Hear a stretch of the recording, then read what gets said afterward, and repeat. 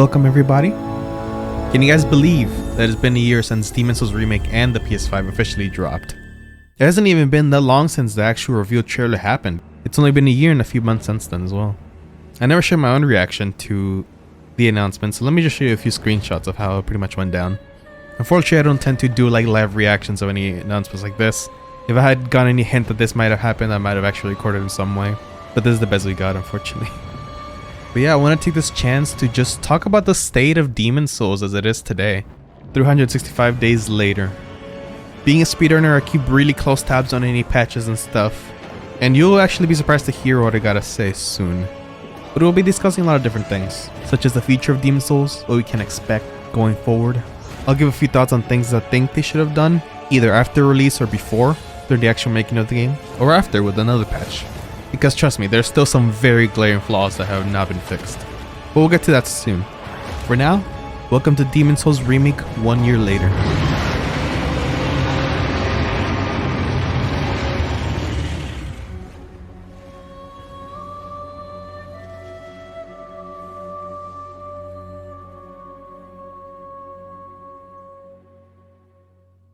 Alright, let's start with my field of expertise, so to speak, the patches. Believe it or not, there was only 4 patches in the entirety of the Demon's Souls Remake lifespan, and they all concluded in December 14th. If you don't keep track of these patches, that's probably something that's just going to surprise you, but it's true. This is proof that it's recorded like a year later and it's still 1.04.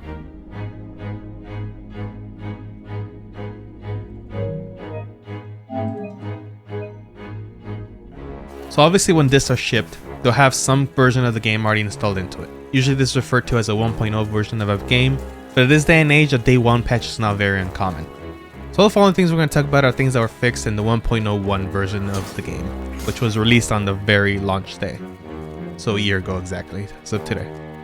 Surprisingly, there actually is a few things that were patched in day 1 that are relevant even for the speedrun. There were some obvious things that weren't tweaked well enough. For example, the red dragon in 1.1 and 1.2 is excessively loud, even if it causes a lot of clipping sound. And messing with the sound settings doesn't really help much at all. I haven't done a playthrough of the entire game like this. I can't tell you every little thing that's fixed, but that's one of the main examples I can think of. But as mentioned with skips, there's 2 very noteworthy things that we found that could be useful for the speedrun. The first one is that the 4th floor on the east side actually has an invisible flooring between the 2 sides of the corridors.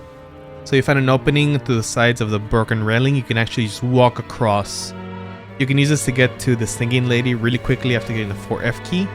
And for speedruns purposes, and just in general I suppose, this really helps you in getting the sharpness ring in the Iron Maiden cage much earlier than you normally could. We normally kill Sage Frake to get his after we're done using him, but this allows us to just do the Sage Frake skip, which I'll discuss later, drop down to the 4F keys, and then just go through the invisible flooring all the way to get the magical sharpness ring and then free Sage Frake right after. You could say this is a very minor thing we use for speedruns, but it actually does help a little bit. They help with the Manager's fight a bit and Old Monk, because we use magic to beat those 2. It's hard to say whether they knew this was in the game and just waited to patch it in the day 1 patch, because they didn't have enough time to do so, or they actually did find it afterwards and patched it right for release. It's really hard to know for sure without asking Bluepoint directly. And the second thing that really worked as a skip for us was that in 5.2, the Swamp of Sorrow, some of the thinner segments of the big barricades that block your pathway through the areas without going through the fog gates can actually be phased through if you quit out, and often it requires to be in cinematic mode as well. So this is something else that was patched very early on. Or actually, I should state, it's possible a lot of these things were actually found later than day 1 patch, but they weren't found by the community until afterwards. But they also could have found it themselves while just testing the game and patching, say, the 2nd patch instead of the 1st one. There's no certainty because I don't believe any of these are found right away. Or at least the barricade skip. The invisible flooring, it's possible, was found very early on because of just the amount of players there were. Like if you could, in day 1, put a note in the invisible flooring, a lot of people would have found it. But I don't believe that's what happened, as far as I know. So yeah, take anything I say with a grain of salt in that sense. But yes, this skip was unfortunately not the most useful for us, because we do need to get the cat ring for some skips later on in the run. So and it's not something you can really forego. The only other option is to buy from patches, but it only sells it after you beat torch demons. Not to mention it's also expensive, and you have to actually go get patches at any of his 2 spawning points. So this is the only really viable way to get the cat ring in an 80% speedrun anyway. It does a lot of the major things that I know were patched on day 1, or at the very least are still doable in the 1.0 patch, because you can just down patch the disc version and not update with the internet to the next patches. So from here on out, the next few patches will actually nuke anything that was patched in between, because there's no way currently in a console game to select patches. You can only do 1.0 if you had the disc version, or you can get the digital version, which will always be the latest patch. Just keep that in mind going forward. Alright, the 1.02 patch was released on November 22nd, so only 10 days after the release. As far as speedruns is concerned, I actually don't think they patched anything. They probably still were trying to figure out some thingies. A good chunk of the skips already found by that point that we had in the speedrun, but none of them really patched. So it must have been a lot of PvP stuff or online play, if anything. Maybe some base game things that don't nuke any of the skips. So a little uneventful for my catalog of information that I have, which brings us to the 1.03 patch in November 24th, 2 days later. And the only thing we found that was major for speedrunnings anyway, there might have been some minor patches or PvP and such, was that the first version we found of the heart skip was patched. So this skip allowed you to skip the 3-2 upper latria heart. So you don't have to bring down the heart whatsoever, you can just skip around it. And the way you did is simply by running across the outer edge of one of the little structures that was next to the heart.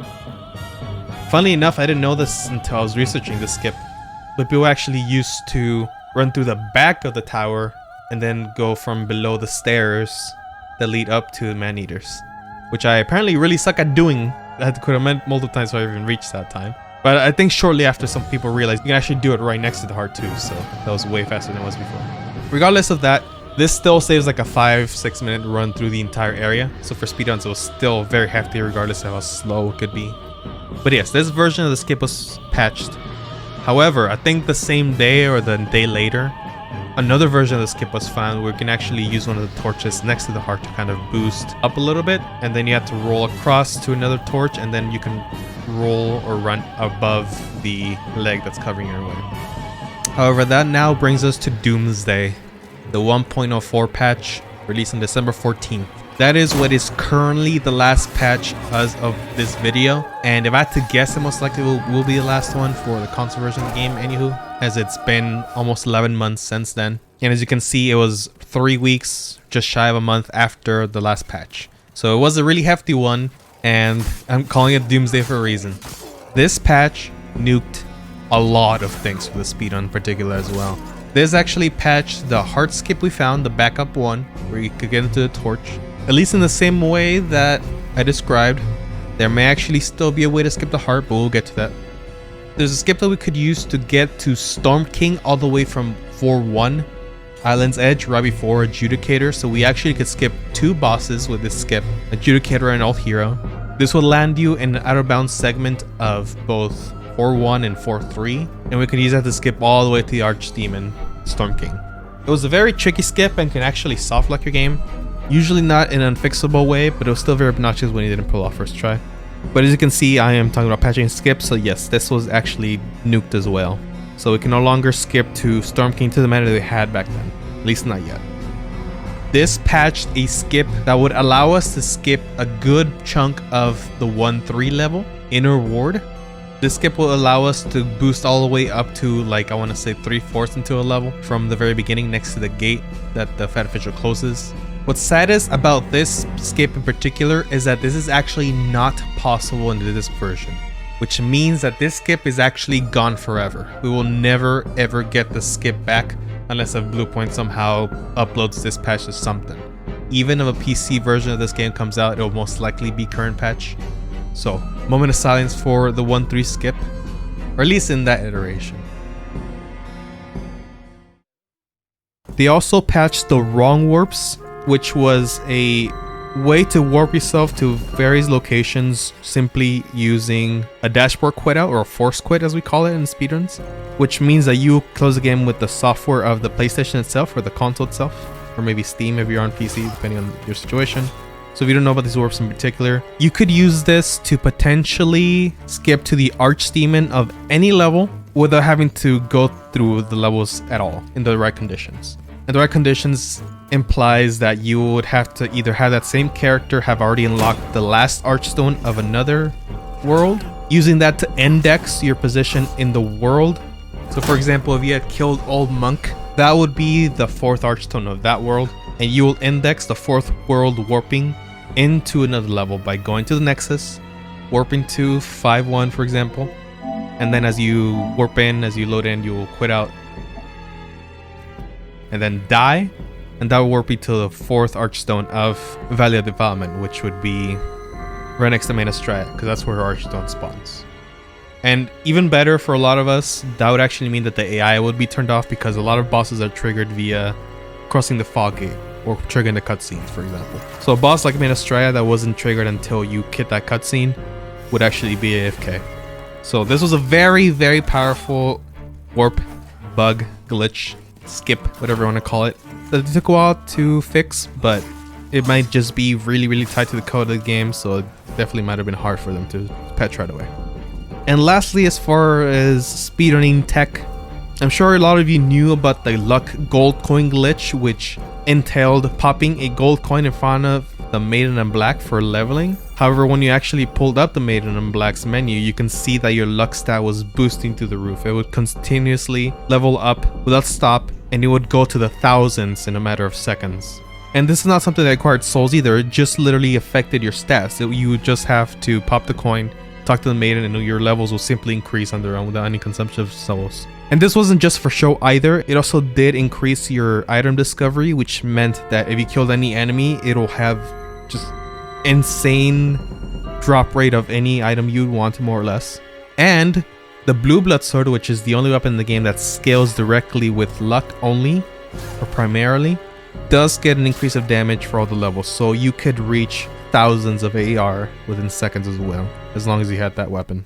For the speedrun, unfortunately, that was a little bit too out of the way to get. You have to defeat both Flame Lurker and the Main Estrella to be able to create the weapon, and then you have to go deep into 5-2 as well to get the broken sword. And even though you could kill bosses with one shot sometimes, it actually wasn't nearly as worth it as it could be, just due to the fact that homing Soul Arrow alone was already very powerful, even if not a one shot sometimes. But yes, that was patched in 1.04 as well. So yeah, the sheer amount of skips that they decided to patch did hurt the speedrunning community a lot. A lot of the early adapters for the speedrun just kind of dropped it. They were sick of trying to learn new skips or new routes every time they patched the game. And unfortunately for them and a lot of us, we actually didn't realize this would be the last patch, so I could feel that tension. I was also very disappointed, don't get me wrong. But we did lose a lot of people who were just like, yeah, no, I'm not going to deal with this. If they're going to keep patching our skips, I'm not going to deal. Which is very understandable. Though as we discussed, this is the last patch they ever did, so maybe we had known that it wouldn't have been as bad, but it's hard to say. It definitely killed a lot of people and a little bit of the speedrun community for us for a little while. Thankfully, it did kind of rejuvenate itself eventually once more people started getting interest in it, more people got PS5s, and especially with the more clear it became with time that there wasn't going to be any more patches. Like around March and stuff, we started realizing like, oh wait, there hasn't been a patch in a while. Maybe it is going to be the last one, but there's always a little bit of fear too. It's a very unpleasant feeling for a speedrun community to have, but it is what it is, I suppose. But yeah, that's why I'm calling it Doomsday partly as well, because it really hit the speedrun community really hard. However, I should point out that in this current patch, they kind of benefit speedruns a little bit as well. So with a lot of the out of bounds stuff that we do, there is actually a possibility for us to kind of trick the game into thinking we're in a different part of the world than we really are. So a very classic example is the spider skip. In 1.0 to 1.03 patch, the spider skip is very, very difficult because you actually have to get out of bounds in a way to get yourself to the Tunnel City from the smithing grounds from 2-1 to 2-2. And the way you go about it is actually very tricky, and you can actually get your character stuck and have to reset the encounter over with next to your binding. And it seems very random. I don't think there's anyone who truly 100% got consistent at it. It almost was up to RNG whether we got it or not. But in the current patch, they actually changed a little bit. I assume on accident, but it almost kind of works like the OG did with some of the skips. Where if the game thinks you're actually physically in the next level, so Tunnel City for example, If you die, it will actually spawn at the Archstone of that level, which allowed us in the OG Demon Souls, if we died, to actually spawn behind the armored spider. And in the current patch, something similar happened, where if we died when the title screen, when reloading, said Tunnel City, we actually would also spawn in the spider butt, which is really strange because in the OG Demon Souls, that would also apply to regular gameplay, where if you say killed armored spider normally and didn't touch the Archstone or warp back to Nexus, but died a little bit into Tunnel City, just due to the fact that you were in Tunnel City for a little bit, like as long as your Bloodstain would be in Tunnel City level proper, it would actually warp you to the spider Archstone. In a way that was bad because if you ever next your bind, you actually wouldn't have the Archstone to warp to unless you did touch it. But it was good in the kind of programming sense that it just kind of made it to where you could still be in the next level if you died. So it kind of worked out. However, in the remake, that is actually not the case. You actually do have to touch the Archstone, or at the very least warp to it, to actually be registered as being in the next level. Although on the contrary from the OG, you don't actually have to touch the Archstone to have that warp from the Nexus. So if you actually Nexus bind, you can still warp to that Archstone after to beat the Armored Spider, for example. It's really strange, but yes, so that's something that they kind of helped us out with, funnily enough. And this actually allows for a couple of new skips to develop from the current patch, which is very interesting. But as we can tell from the skips that were kind of just destroyed without any regard to the speedrun community, it does feel like it was unintentional as well.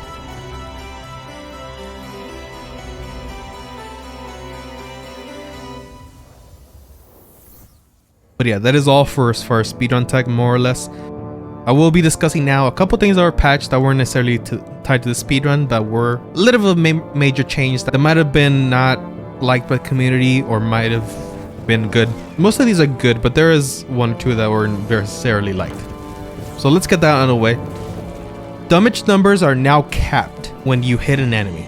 So if you ever overkilled an enemy, you would usually still show the amount of damage you inflicted upon the enemy after going to the defenses. And that was a good way for a lot of people to test their AR, especially for PvP builds, to see how much damage they do, just in general. I imagine there are some enemies out there with 0 defense, which were even easier to test damage with. But that made it harder to tell how strong you actually were hitting unless you actually try to hit a very powerful enemy or NPC or player. So unnecessary change. The only good thing about it really is that it allows you to know exactly how much HP a boss has, but there's probably better ways to test something like that either way. For example, if you could poison an enemy, you can just see when it stops ticking. So yeah, that was unnecessary. Not entirely sure what the reason for that one was. Another negative change was that hosts no longer get souls from killing invaders. Now, it is true that sometimes killing invaders can drop you a lot of souls. However, the fact that you get no reward for killing the invader whatsoever is a very short-sighted choice, especially because it was fine before and they decided to revert this. So now, if you're the host, just trying to get to a level, you have absolutely no reason why you need to kill this invader. So if you just simply want to route to the fog gate, even though it is dangerous for most players, you can. Which quite frankly might just be a bad choice for FromSoft PvP in general. The host very rarely has any real incentive to want to kill the invaders. Usually they'll run past or disconnect, whatever they want to do, or play offline entirely, which is the worst possible situation for any invasion community. And considering the invaders do have the advantage as far as like not getting hit by enemies and such, as far as like any kind of tactics they want to use, unless if your host has phantoms, it's definitely an upward battle for most of the time. So that might just be critique over the entire FromSoft philosophy for invasions and such. And this is coming from someone who actually loves invading myself and would encourage most people to play online. But it is true that there's rarely ever been any reward for the host, and this just doesn't make it any better. Another weird thing in the same vein, which I don't know if it was like this before this patch or not, is that invaders also don't get souls for killing a host. Wait, what? Oh my god, my souls! Look at my souls, chat! I believe the only way you do get them is by killing a phantom, but even that I'm not entirely sure about. It just seems like this whole situation is very, very weird in all honesty. But at the very least, I can definitely confirm that hosts do not get souls for killing invaders, at least as of this current patch. However, the rest of these should be good. The Old Monk cutscene is now skippable in online. So if you're there doing online play for Old Monk early on, like farming the fight a lot, either by being the invader or the host, you actually know that you were unable to skip the cutscene for Old Monk if you were online whatsoever. Can we skip the cutscene? I wonder.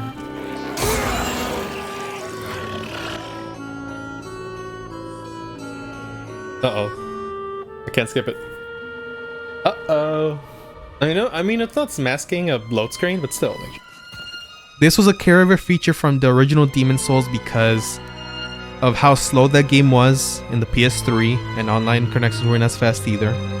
That meant that this cutscene was mainly used to buffer time for another invader to come in, if there was one available, for that player to be the boss for Old Monk. However, for the Demon Souls remake in 2020, more than 10 years later, I'm sure we can all agree that this game in general is a lot faster, and if you've seen how long it takes to invade someone, which is only about 10 seconds once you get registered in, 15 seconds, this should really not be an issue. There already is a long run up to the boss itself, excluding the cutscene even, which the cutscene wasn't short, by the way. It was, I want to say, around 40 seconds or so. It was definitely very, very silly that they didn't even really consider this being an issue if you're trying to farm the Old Monk fight. So yeah, there was just a lot of waiting, and it was very obnoxious early on. I remember being fed up with that even in my first playthrough. But as I'm alluding to, they definitely eventually fixed it. Now you can skip the cutscene, or the host can skip the cutscene, and the game will simply look for a host as you're running up the stairs. Usually that is enough to pick up somebody, but if for whatever reason there's nobody who's available, or I guess potentially if the host is too fast to get up there after a certain threshold, it will automatically spawn the NPC, which is the best solution I can actually even think of. Even though I'm a PvP person myself, a lot of people definitely aren't and would hate to have to wait for the cutscene, have to go through that run up. And even then, for the invader itself to have to wait for them to run up from the very bottom, and then potentially just die to the centipedes or the mind flayers running up the stairwell, it was just not a pleasant time for anybody. So it was a welcome change, absolutely positive altogether, and I'm glad they did eventually patch it, even though I believe it was in the very last patch, if I remember correctly, which is a little late, but anywho. Gestures are now possible after co-op. So if you played any co-op very early on in the game, definitely like upon release and such, you definitely might have noticed that you actually get zipped out of the world very quickly before you had a chance to, I don't know, just celebrate a little bit with your friend. You just got popped in immediately after the boss, more or less, with a very tight window to even pull off a gesture.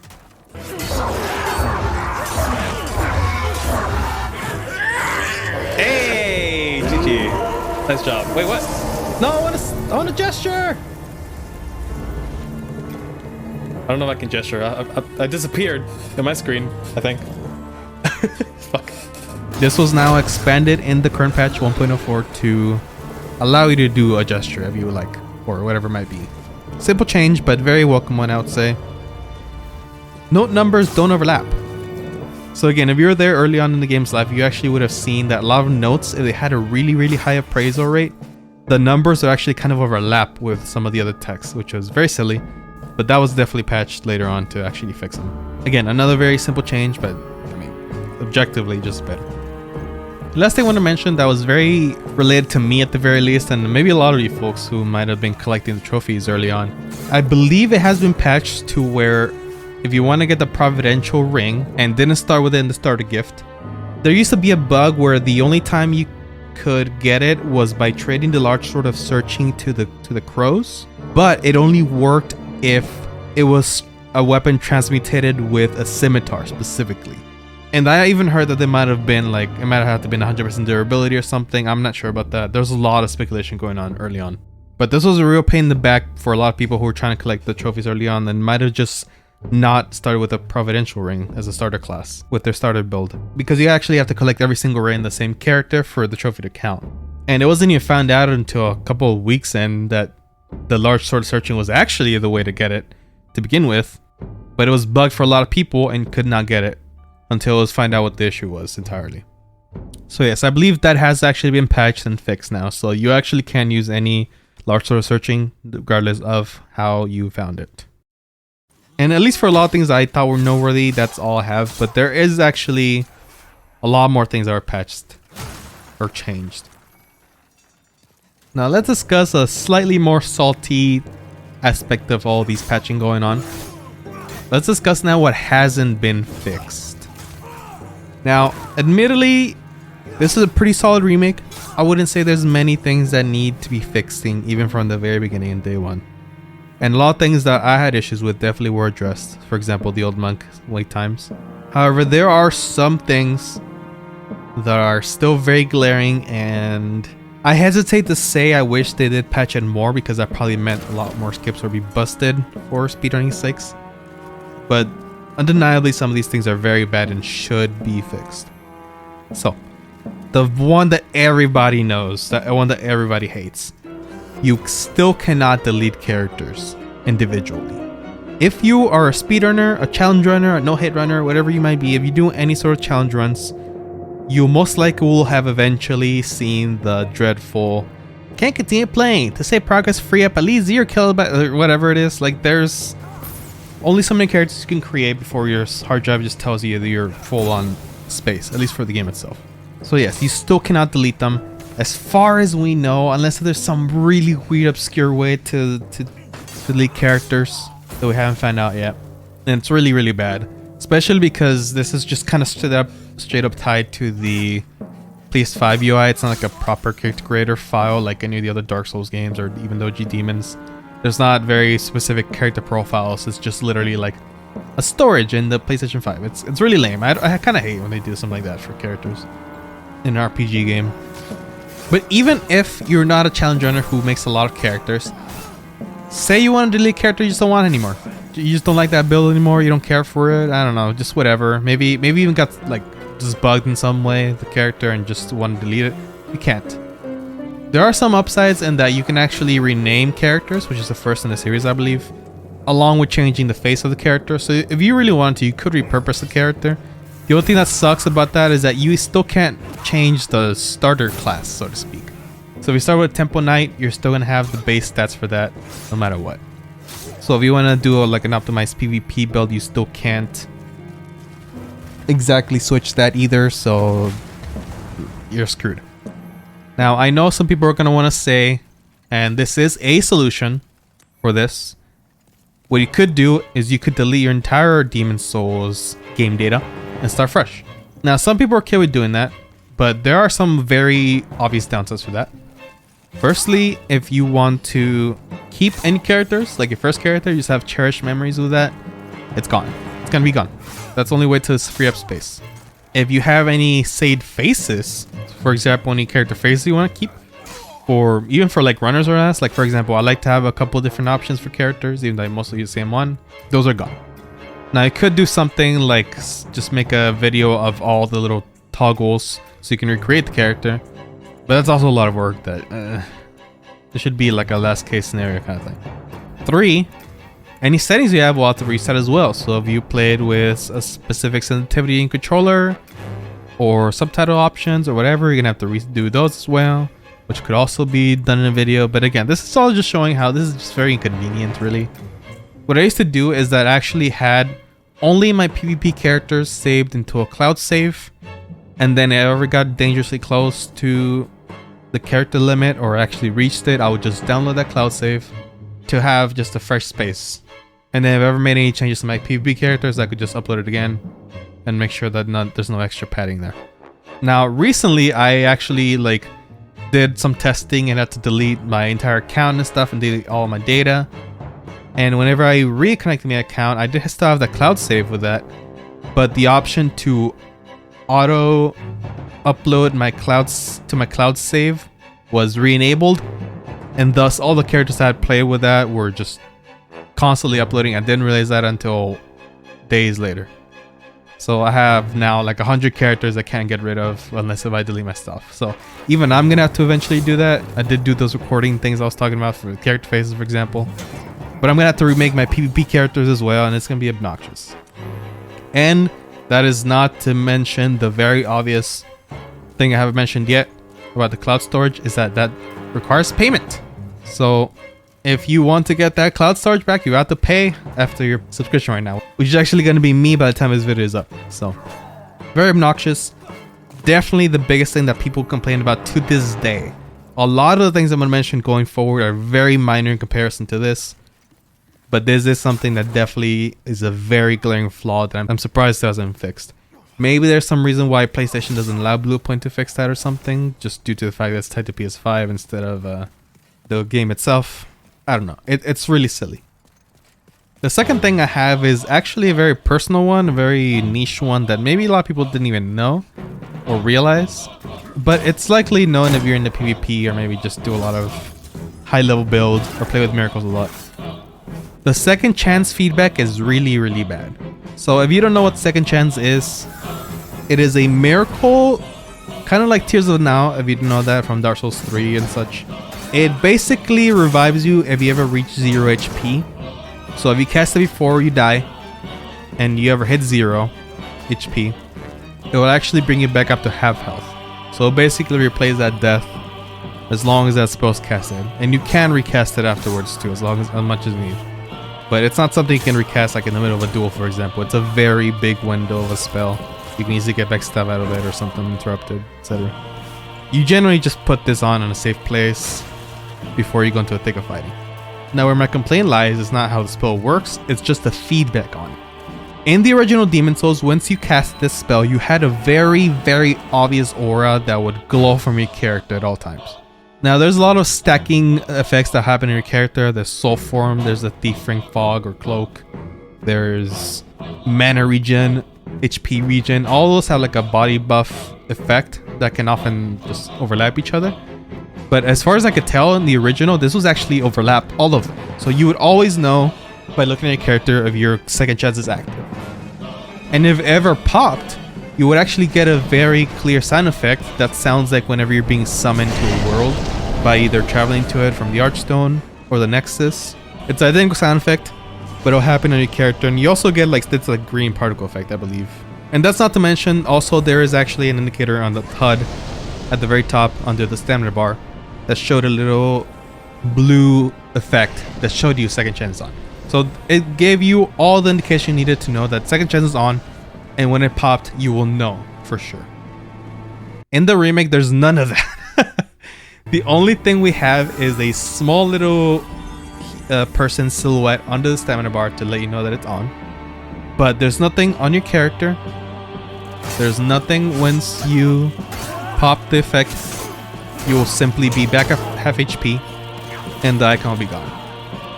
Now, in theory, that might be enough, but you have to realize when you're in the thick of battle, whether it be a duel or a PvP fight or a boss fight or just an enemy encounter, you may not want to take your eyes off the encounter just to check real quick if you're a second chance.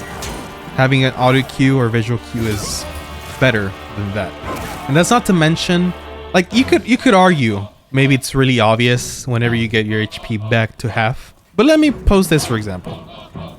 If you're in a very high new game cycle where things hurt really, really bad sometimes you'll literally get one shot and not even realize it if you have second chance. Sometimes you will just get hit and think they only did around half your HP, but really they actually pop your second chance and you're about to die in the next hit. Here, let me do a little test for you. I'm gonna go into this fight and get hit by an enemy, and I'm gonna cover the little HUD area where you show the second chance. Can you guess if this popped my second chance?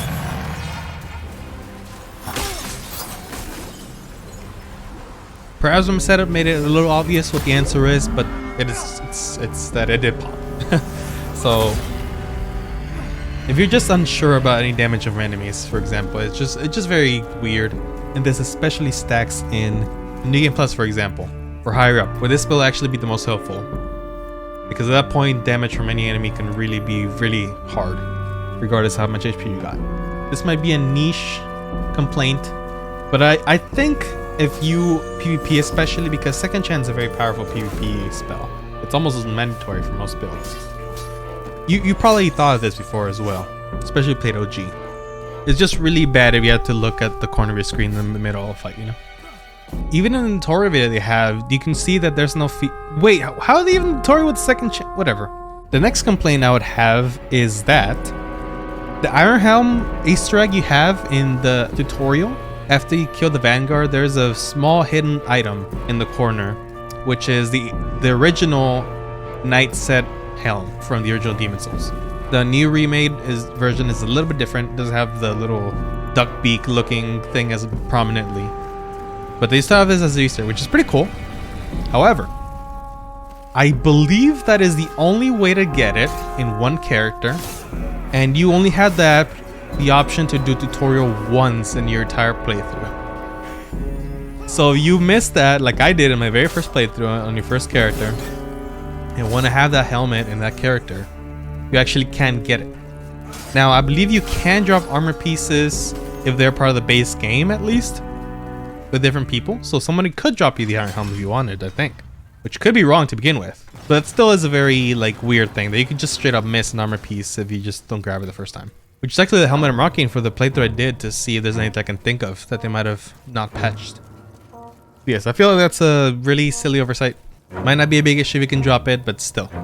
Once the servers are dead, that might be lost for a lot of people's one individual character they might want it in. Unless they remake it entirely. Which again, you can't delete characters, so yay. This next one is a very, very, very minimal one, but still very obnoxious. If, for example, you have 25 full moon grass in your inventory already, you will know that is the limit of full moon grass you can carry at any one time, and you happen to be overburned entirely already, the game will still ask you if you want to send things to the storage box instead of picking that up. Which is silly, because if you already pick up an excess of an item at all, it will immediately get sent to the box. So it's just a very obnoxious little redundant thing that doesn't really matter. As soon as you pick up anything that's already full in your inventory, it should immediately send to the box. But for whatever reason, if you're already overburdened, it will still ask you if you want to send to the box, which is silly. Quit outs during online play. So if someone invaded you, you can just quit out. Now, that is not exactly something you can stop in a sense, because if someone just wants to unplug their game or force quit the game from the menu of the PlayStation to forego an invasion, they still will. It's not really a solution. But the fact that you can so easily quit out and it will actually let you, unlike the previous Souls games, is very silly, honestly. It just enables that kind of behavior a little bit more.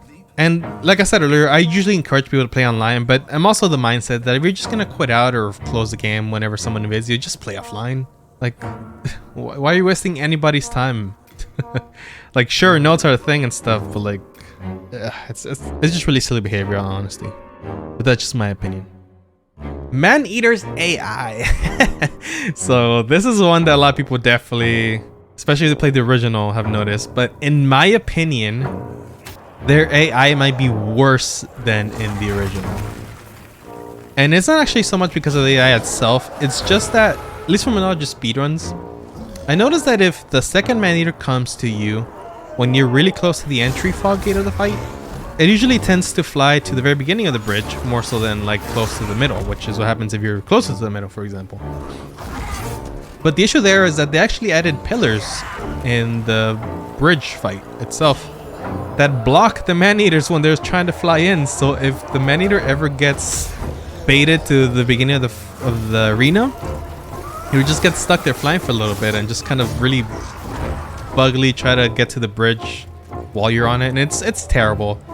Because honestly, it could be a really good strategy for speedruns as well if you could like bait the guy to the front of the bridge and then you kind of fight it as you want to get to the center of the bridge to get to the end of it by the end of the fight, etc. It's a little weird to describe if you're not into speedrunning, but yeah, that's just one of the big examples why I think it's even worse.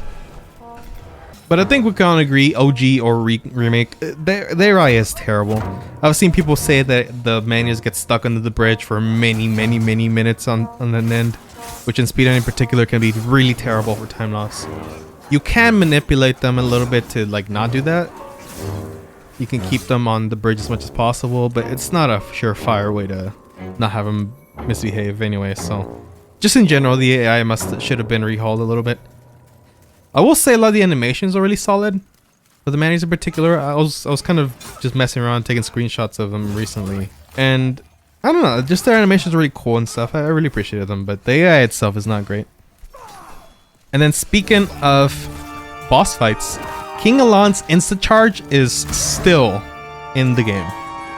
And I hate that. I mean, just in general, King Alon can move way too fast for most normal human reaction. And you're fighting Clever at ring range to get extra damage. It's very deadly. Unfortunately, it's not one of those fights that you can master in the same way, because there's always a small chance that King Alon will just do something you just physically can't react to in time, which is really garbage. And the pinnacle of that is just this instant charge that he does sometimes, where if you know his charge attack, he usually like raise the sword a little bit and kind of go into a position. I noticed that he usually still do like a backstep before he does his instant charge, but sometimes he won't. He will simply go straight into a charge attack. And if you're in close range, it's literally nothing you can do about it unless you just happen to roll at the right time. If you're far away enough, you might be able to clutch a roll. And it's considering a 60 FPS game by default, it's might be slightly better to roll it, but it's still garbage that's in the game. I guess I could say something similar about Flame Lurker with the AI talk in general. He also has really wonky AI that's really obnoxious for speedruns and such, but I'm a lot more fine with that, and even Man-Eaters to some degree than I am Alont, because Alont is a charge is just something you can't take into account the same way you can anything from Man-Eaters or Flame Lurker. Now my last little complaint, which is a very niche one as well. In the original Demon Souls, the homing soul arrows that cast automatically from the old monk used to be yellow. And I think that's a really nice distinction to make it very clear that it's not exactly the same homing soul arrow that you can get, because yours is blue, but you still have to cast it, whereas the old monks is just kind of automatically cast, but it's still a similar spell nonetheless. In the remake, they changed that back to being a regular blue, like your spell. And at face value, that might seem like a whatever choice, but here's the issue. In speedrunning, for our runs, we like to use Soul Arrow and bait the Man-Eaters into chairs to be able to hit them with that. That's one of the earliest way we can get high damage on old monk, if you're doing a magic routing run. Whenever you hit an enemy with magic damage, it'll usually be covered in a blue like lightning effect around it, kind of for a couple seconds, like 3 seconds or so. And that effect alone can make it really hard to discern if old monk has actually cast the homing soul arrow, and especially now they're not yellow, even more so. In the original demons, your sword doesn't even do that much of a particle effect. It was just kind of goes through him and you hurt him, but there's no particle effects around the boss, so even if they were blue back then, it wouldn't be an issue really. But in the remake, they I don't know, it just doesn't mesh well. If you really look carefully, you can see the homing soul arrow usually, but it's just very tough to tell sometimes in a glance, and it's really bad. Again, that is a very niche complaint, but it's still something that I would argue they should have maybe not messed with at all, especially because that was something that was not an issue in the original, just like the second chance. Okay, that's all the complaints I have as far as like the remake and things they could have patched at some point or another. It's not my last thoughts over the whole game overall, but we'll get to that soon. Next, I want to talk about the skips that they just seem to turn a blind eye from, and that they could have patched but they decided not to. At least I assume they decided not to, because there are actually a lot of these. Like, the selection of skips they actually decided to patch was actually fairly small. It was still very devastating when they did, but it wasn't too bad as far as like how many skips actually left over. So the Prison of Hope skip is a skip that allows us to skip all the way from the very first level you spawn at, the 3rd floor, the same with the Archstone. You simply go around the corner, you U-turn all the way to some coffin that's the end of the hallway. By coining out, you can like go on top of those and actually vault over, not vault, it's like the technique, but you can just go over the fencing, drop to some outcrop in the side of the map, and then go down to the 1st floor, which literally skips half the level, maybe even more than half, because if you do the air trap skip, which is left over from the original as well, the original Demon Souls, you can literally skip all the way to like past the air trap. It's insane. It's possibly one of the biggest skips in the entire run, and they seem to just leave it in there. So, and it's hard to say whether they just ignored it on purpose, because they did also mess with the heart skip, which does something kind of similar, except it doesn't, I guess it doesn't bypass any like story progression kind of thing, I guess, but it skips around the same amount. And all they really had to do is put like an invisible wall between the fences. So it's not even that they had to fix the whole collision coming back to geometry fast or anything. So it's really strange. Another one that was in the same level is the Sage Fake skip, which I did mention earlier, which would allow you to kind of just boost all the way up to the ceiling of the Lautria prison. And from there you can actually drop to a lot of points. It's not just for Sage Freak, and it doesn't even skip the key you need to get for Freak. But yeah, you simply boost up there, and you can use that to drop to a lot of points. And like I was mentioning earlier, you can use this to also drop down to the 4F key from the very top of the ceiling of the prison. And then with the Visible Flooring 1.0 patch, you can actually go around to get the magical sharpness ring. Unfortunately, because that is patch, in current patch you can't do that. We actually have to just get the sharpness ring elsewhere. But it's still very useful to just get Sage Freak really fast, and it makes the magic run very, very fast in general. So yeah, that's still in the game as well, which is really strange. The spider skip. Like I was mentioning earlier, there is a kind of new version of it that was kind of enabled by the latest patch 1.04, which actually made the skip miles easier overall and made actually one of the most consistent skips in the entire run, as opposed to being the hardest in the earlier patches. But they didn't seem to really touch it whatsoever. I think it was found deep into the 103 patch. So as I said, there was like a 3-week gap between the last patch and the semi-last one, and I think it was found maybe a little bit after the semi-last patch was uploaded, and maybe it was just too late for them to actually implement anything for that if they actually did want to. But yeah, they didn't touch on it at all. And it's really strange because skipping entire boss, I mean, they did nuke the Storm King skip thingy, so it's hard to say why they wouldn't nuke this one too. That's why they literally didn't have time to.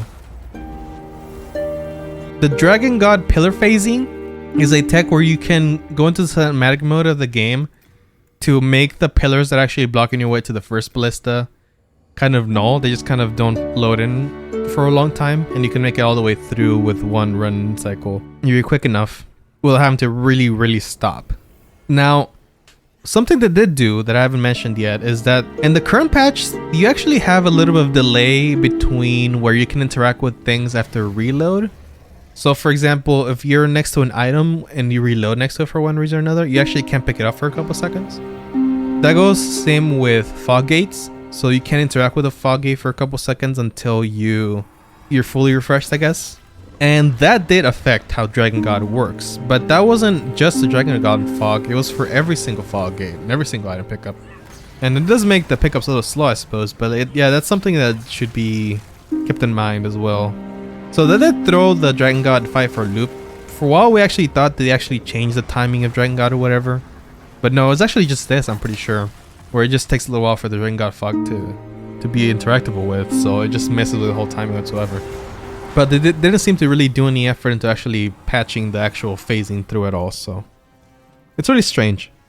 And there's a slight possibility that maybe they tweaked these fog gates just for this, but again, it wasn't a good job if so.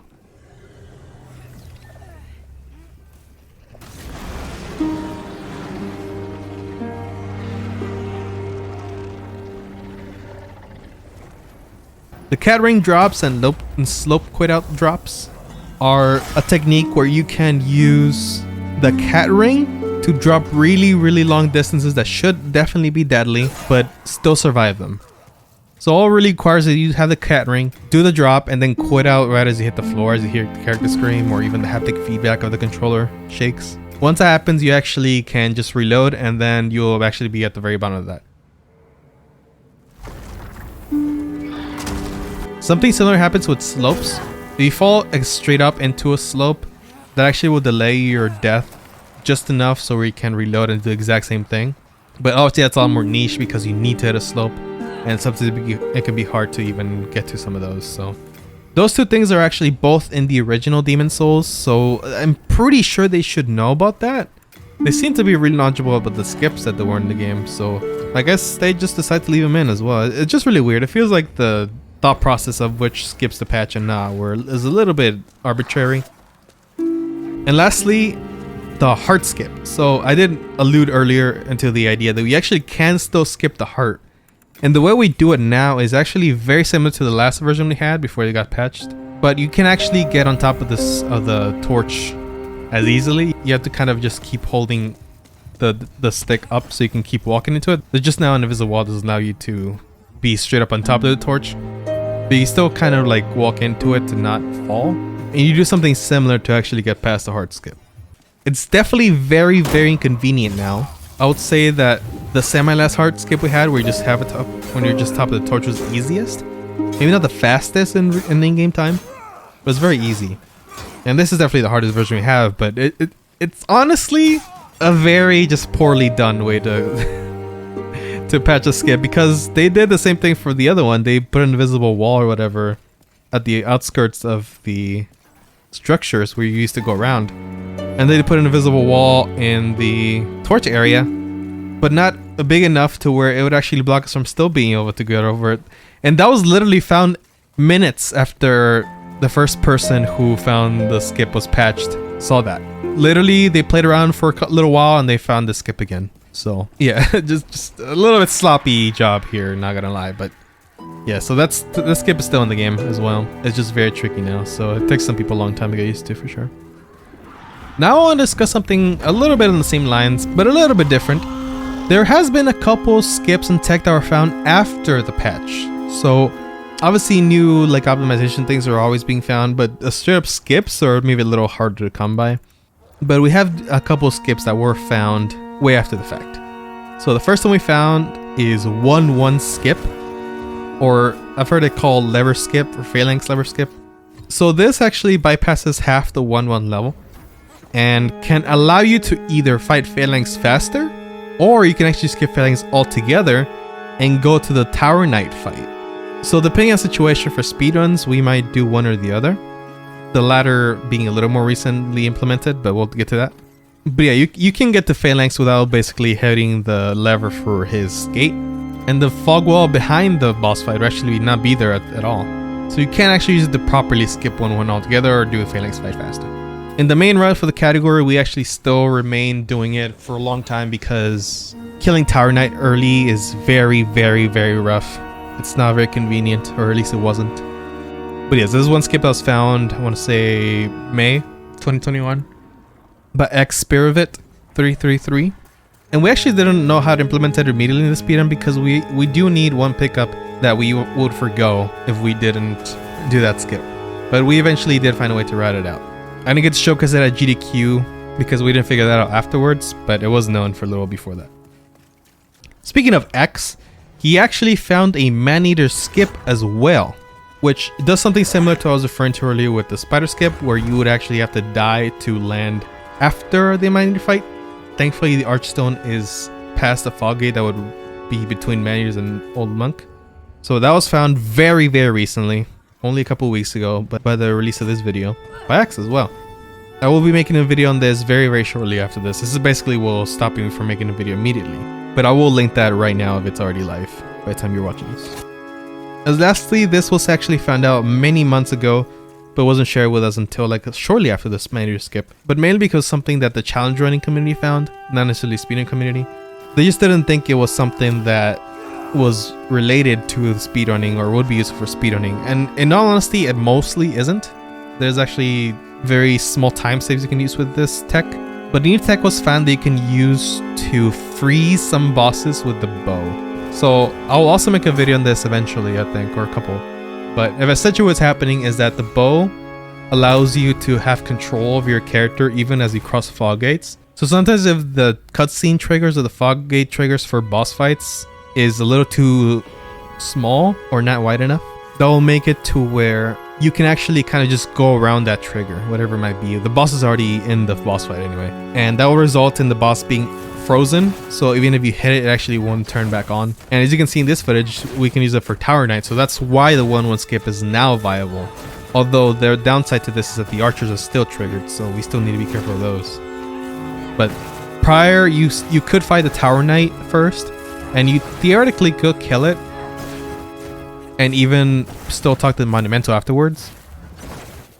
But it was just very slow having both the Tower Knight being active and the archers, so it wasn't until now that we actually might be able to apply to speedruns, but it could potentially result in a new category. You'll still need to decide that actually. But yes, that's the most recent thing that was found. That is only 2 weeks before this video was released, which is really insane. So that's it for any skips that were found afterwards, at least any major ones. There was some minor stuff that's probably found here and there, but nothing really that would warrant a patch. A lot of these, I could argue, are patchable. and obviously not allowed in a glitch or speedrun, for example. But at least these last ones, obviously, they couldn't because they probably didn't know about them. The last little thing I want to talk about before we end for today is just my general thoughts on the remake as opposed to the original.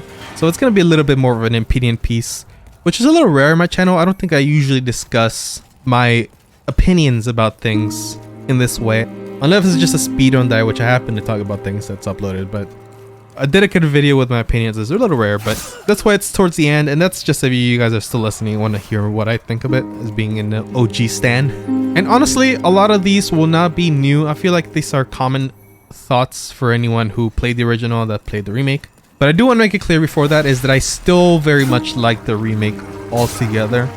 It's still my preferred way to play right now, but I can't deny that some of the changes they made are a little bit disappointing, and still think the OG has a place in case you want some of these things still, and is worth a replay once in a while. The complaints I had earlier that weren't patched, where you can argue the objective changes that I think they should have been made, but these are all definitely subjective. So, or you can even argue just artistic. So it could be up to taste. So this is not me saying this is the best way to go about it or anything. But first one is the atmosphere of Tower of Latria 3-1, Prison of Hope. The atmosphere that it has in the remake is not bad. I won't say it's bad by any means. It's a different take in how you can make a prison kind of have an atmosphere of its own. And I think the biggest things that kind of go to that is the singing lady.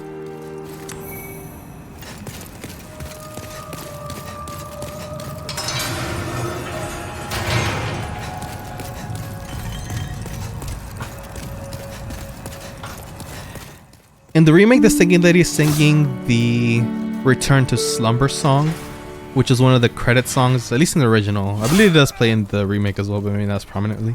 And it does give more of a hopeful feeling, which I guess kind of fits with the name of the Prison of Hope. But I do believe the Prison of Hope is supposed to be an ironic name. It's obviously a very dreadful place to be in, and you could argue maybe that was the name before the Scourge of the Demons came in the lore. So this is in place before the demons came even, so maybe with that in mind it's even worse. And the Prison of Hope is just a very like nihilistic name of it, because in reality what prison really is hopeful, I suppose. But even besides the singing lady, you can tell that there's a lot more sound effects going on in the remake and such. There's a lot more just sounds going on overall. It's a lot more lit up in general than it was in the original, which in a case like the Swamp of Sorrow 5.2, I can kind of see like maybe it was a little bit much to go that dark, although it's probably more for tech issues in the original. I want to say the bells from the Mind Flayers aren't as prominent, and Laura Adele's screams, even though they're not as hilarious as the original, before you know the source of them, they're a lot more harrowing, I think. But maybe it's a little more subjective as well. But just in case any of you haven't played the original, I do want to just show you a tiny bit of the original Prison of Latria. So I'm going to be quiet for a couple of seconds here, a couple minutes, just to show you what it's like in the original.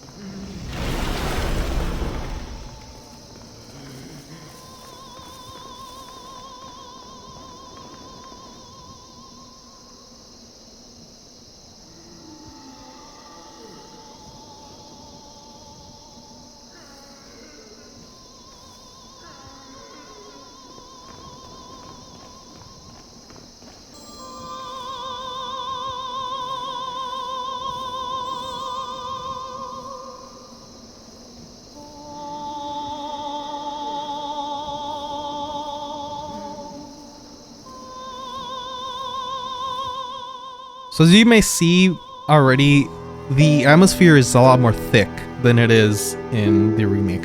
I would actually argue this is one of the most thick atmospheres in the entire series. The noise you have is very, very, very minimal. There's like a cricketish sound, which is like the only sound you really have besides your footsteps. It is obviously very dark besides a couple of light sources. And the bells are very prominent. And then once you get to the singing lady, it's not a disturbing kind of singing, but it's eerie. It's not comforting at the very least. Even though it is a pretty song, I suppose. And then again, Laura Rudell's screams are, especially his little grunts that a lot of people like to say is when he's constipated, just sound like someone's being tortured and such. Or something the like. Now after you know the source of all these things, obviously the atmosphere isn't as heavy. And me being a speedrunner, obviously a lot of these things are a joke. I just skipped through most of it, but I hope you at least got a little taste of what we're referring to. I don't want to just talk about how the remake might be inferior in some ways without really trying to show you how. But of course, this will still be subjective regardless. I could probably say something similar to the way it was reversed if you played the remake first and then the OG. Please, help me. Maybe some things won't land as well for you. Especially mechanically, but that's a little besides the point. Now, that was a very hyper-specific example. Now, I do want to say that some of the areas actually have better atmosphere, I would say. For example, Shrine of Storms having rain, especially in the Storm King fight, is very appropriate, I feel. And something I was really hoping that they'll really go hard on, and they kind of did it a little bit. Having the lightning in the first level is actually not bad either. It's a set piece that people will remember, and a moment that people will remember for a long time. The only reason I'm really pointing out this one in particular is because Tower Lacho 3-1, like I said, is one of the thickest atmospheres in the entire series. It's one of the biggest impressions that you have in the Souls series, really, of a single area as soon as you enter in. Now, those two are very specific examples, and the rest will be more general, honestly. But the next one is artistic choices overall. The biggest one that I'm thinking of is some of the enemy and boss designs that they changed. Now, there's some obvious ones that people talk about a lot, like for example, Flame Lurker got a lot of criticism at the beginning. Dragon God did as well. Man-Eaters got some.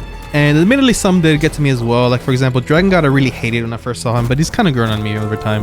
Man-Eaters didn't really care much for. I think they got the similar feel, and I do like that the Man-Eaters actually look different. They actually both look a slightly different from the face. And a clever little design choice is that one of them has two eyes open and one of them has one, so if you need a very subtle way to tell which one you're fighting at any given time, you can't see that.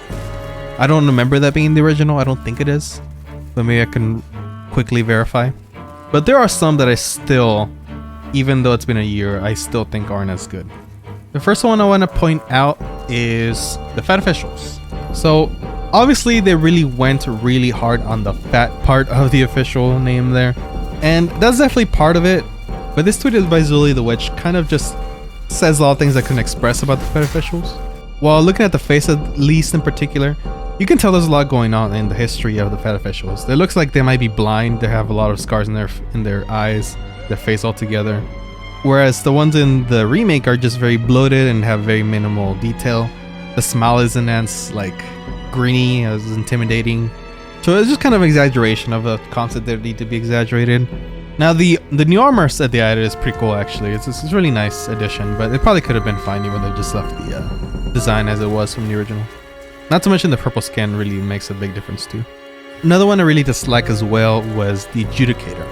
Now I'm not gonna pretend I'm a lore master or anything, or that I've even read up on it recently-ish, but demons aren't exactly human, at least the demons of this kind. And like the blob under the bird is not even the demon itself, it should be the bird, I guess you can say. So the fact that the Adjudicator looks very human, flesh-esque is unnecessary. I think the yellow look of the original is a lot more fitting of this, especially with the whole golden look. So those are just my two major examples, I would say. I could say that I don't entirely like how kind of generic demon the Vanguard looks, or maybe the Flame Lurker looks compared to OG. But it's not like FromSoft themselves aren't guilty of not making a super generic demon looking enemy. There's a few of those even in Dark Souls 1, for example, so. And obviously, the one y'all know, the one everybody complains of that play the original, is the soundtrack. This might be impossible to really express how it feels unless if you did play the original first, or maybe after having played the original for a good amount of time after the remake, just to appreciate the soundtrack at the very least. But Yeah, some of these songs are, I would say, not as memorable. Some are still decent and can really represent the boss fight itself, and it has dynamic music too, so that's a plus, I would say. But funnily enough, I think some of the better parts of the soundtrack is the part of the soundtrack that plays before the actual boss fight. For example, I think the music that plays during the Fool's Idol cutscene and the main Estrella cutscene are good overall. I mean, there was nothing there before, so I could maybe argue that's just an improvement, unless if you think the silence adds to it. But once you actually get to the soundtrack of both of those bosses, it just feels very weak in comparison, I'm sorry to say. I will obviously show some examples now of some of my favorite soundtracks, how they're changed. So here is a couple of examples.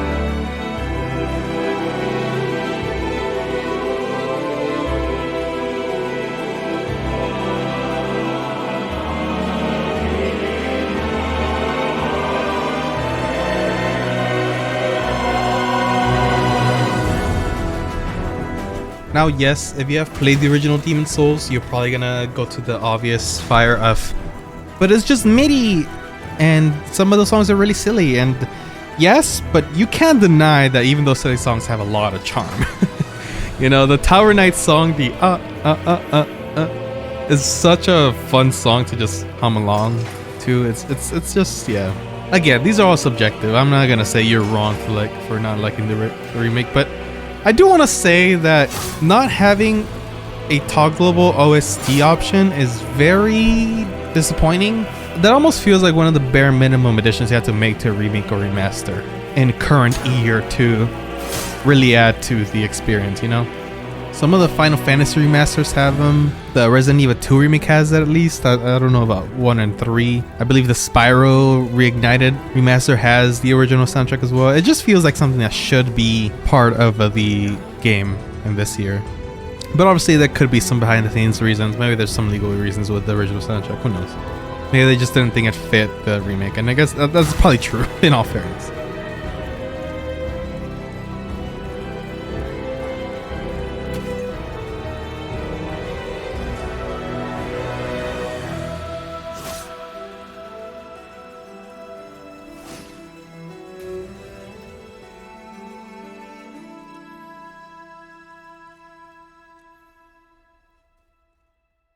But yeah, that is all for this video. Before closing, I should discuss, however, about the future of Demon Souls Remake. So a few months back, there was a leak from the Nvidia site or whatever it was that detailed a lot of games that are planned to be relaunched for PC.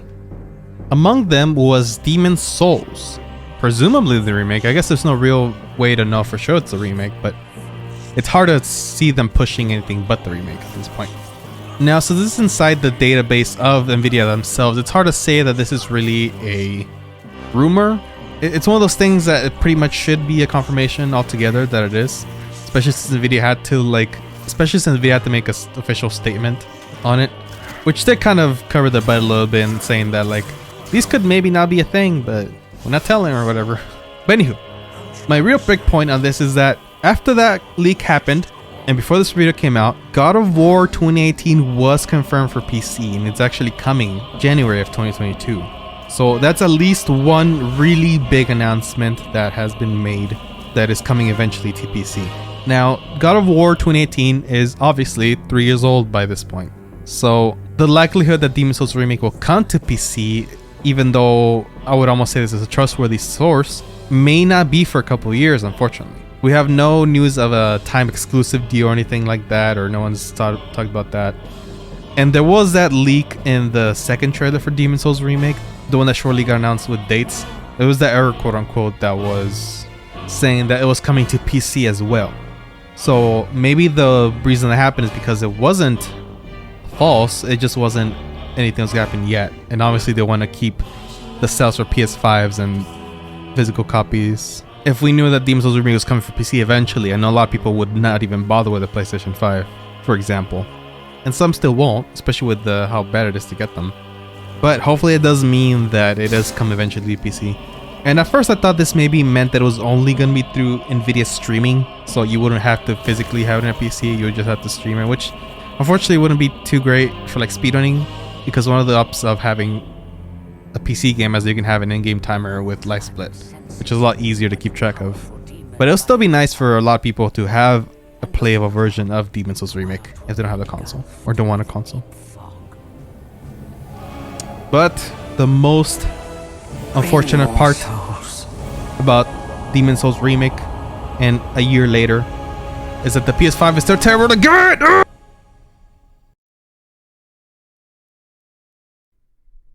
Alright, that really is it for the video now.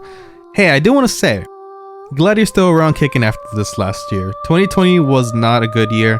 2021 was hardly any better. So glad you're still around, glad you're still kicking, glad you're still entertaining yourself in some way on YouTube, etc. Hopefully 2022 will be even better, and hopefully a PC version of this game comes sooner rather than later. If you guys couldn't tell, if you're new to my channel by any chance and stumbled upon this video, I am a speedrunner for Demon Souls Remake. I'm sure that was very, very obvious. I do have a lot of speedrun content on my channel. I have a lot of tutorials for that, a lot of PBs and stuff, just a lot of things like that. But I do just do Demon Souls content overall in my channel. So if you like Demon Souls, you love the game, do consider subscribing for more content like this. Like I said earlier, I do want to make videos on the manager skip and the fog gate tech eventually. So those are coming very shortly. Keep an eye out. And you want to watch my speedruns live, do give me a follow over on Twitch. That's where I do my speedruns, usually around 3 times a week.